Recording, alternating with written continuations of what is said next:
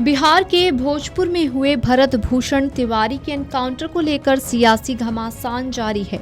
इस एनकाउंटर को लेकर बिहार पुलिस सवालों के घेरे में है। विपक्ष के साथ साथ सत्ता पक्ष के भी कई नेता इस एनकाउंटर को फर्जी बता रहे हैं, लिहाजा पूरे देश में इसका विरोध हो रहा है। अब इस मामले में बीजेपी की अलीनगर विधायक मैथिली ठाकुर ने बयान दिया है। उन्होंने इस एनकाउंटर को पूरी तरह गलत बताते हुए कहा कि जो एनकाउंटर की घटना हुई उसमें गंभीर अनियमितताएं शामिल थीं। उन्होंने आगे कहा कि मुझे लगता है कि जिस पुलिस अधिकारी ने गलत काम किया है उसे कड़ी से कड़ी सजा मिलनी चाहिए। सरकार ने भी इस मामले का संज्ञान लिया है और मेरा मानना है कि तुरंत कड़ी से कड़ी कार्रवाई की जानी चाहिए। मैं ऑपोजिशन का तो समय समय पर उनके स्टेटमेंट्स आते हैं, मैं उस पर ज़्यादा कुछ नहीं बोलना चाहूँगी। लॉ एंड ऑर्डर सख्त ज़रूर हुआ है। अब कोई भी अपराधी अपराध करने से डरता ज़रूर है और मैं खुद अपने क्षेत्र अलीनगर के अंदर लॉ एंड ऑर्डर की सिचुएशन जो इम्प्रूव होते हुए मैंने देखा है। मेरे विधायक बनने के बाद जिस तरीके से तीनों थाना बिल्कुल टिप्स पे रहते हैं कि कभी भी कुछ ऐसा हुआ तो 24 घंटे में अरेस्ट हो, 24 घंटे में रिकवरी हो, ऐसी चीज़ें मैं खुद अपने नेतृत्व में भी करवा रही हूँ। तो मुझे ये मालूम है कि पुलिस बड़ी जागरूक तरीके से मेरे कॉन्स्टिट्यूंसी में काम कर रही है।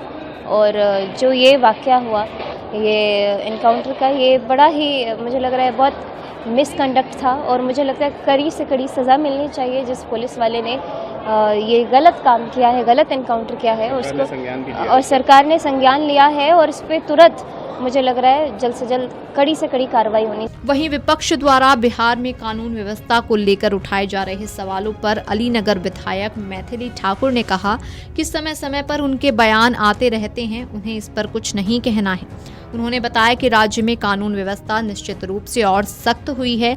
कोई भी अपराधी अब अपराध करने से निश्चित रूप से डरता है। साथ ही उन्होंने अपने विधानसभा क्षेत्र का जिक्र करते हुए कहा कि मैंने व्यक्तिगत रूप से अपने निर्वाचन क्षेत्र में कानून व्यवस्था की स्थिति में सुधार देखा है। मुझे पता है कि मेरे निर्वाचन क्षेत्र में पुलिस बहुत सक्रियता से काम कर रही है। उनके विधायक बनने के बाद क्षेत्र में तीनों थानों की पुलिस 24 घंटे सक्रिय रहती है और पूरी मुस्तैदी से काम कर रही है।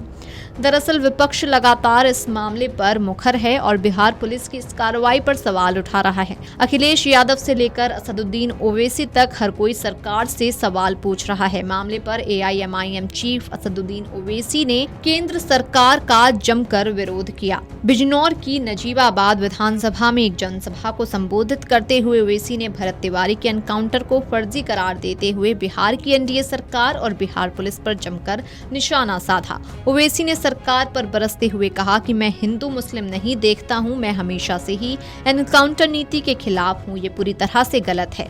उन्होंने पूछा कि आखिर जब आरोपी ने सरेंडर की स्थिति बना ली थी तो कानून को हाथ में क्यों लिया गया। उन्होंने कहा कि अगर पुलिस को ही ऑन द स्पॉट फैसला करना है और एनकाउंटर ही सही है तो फिर कोर्ट और अदालतों पर ताला लगा देना चाहिए।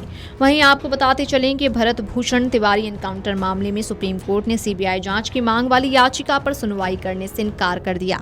अदालत ने याचिकाकर्ता को हाईकोर्ट का रुख करने की स्वतंत्रता देते हुए कहा कि वे संबंधित हाईकोर्ट में याचिका दायर कर सकते हैं। जस्टिस MM सुंदरेश और जस्टिस शील नागू की बेंच ने कहा कि इस मामले की सुनवाई सुप्रीम कोर्ट में नहीं होगी।